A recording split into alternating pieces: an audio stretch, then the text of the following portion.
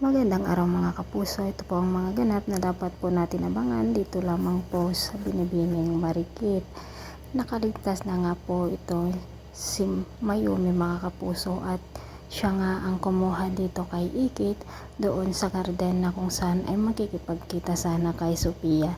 Buti na lang talaga naunahan ni Mayumi itong si Soraya mga kapuso dahil nga balak na naman nilang kidnapin itong si Ikit.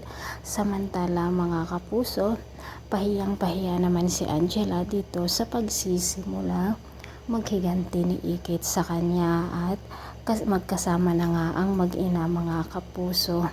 Dito nga nasabi na ni Mayumi na si Ikit nga ang kanyang ina. Very sad naman itong si Mayumi dahil nga sa namatay na ang kanyang asawa at hindi man lang niya ito na ihatid sa huling hantungan. Samantala mga kapuso, nagtataka naman ang magtiya na mga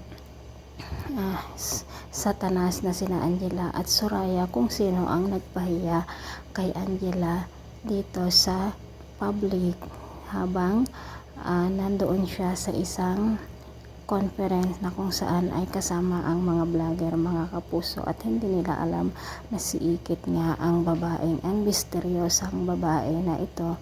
Gagawa naman ng paraan si Mayumi para sa ganun nga ay magsimulang maghiganti dito kay Soraya at Angela. Samantala mga kapuso, sinuntok naman ni Mateo ang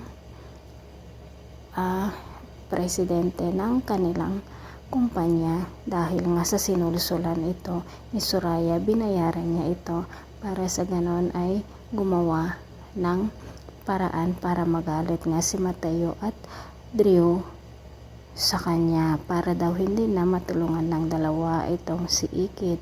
Mga kapuso, abangan po natin kung anong paghihiganti ang gawin ng mag-ina dito sa magtiyahin, dito sa mga taong umapis sa kanila. Dahil nga ang alam ni Soraya ay patay na nga itong si Mayumi, hindi nila alam na magkasama sina Mayumi at Ikit. Thanks for watching. Bye bye.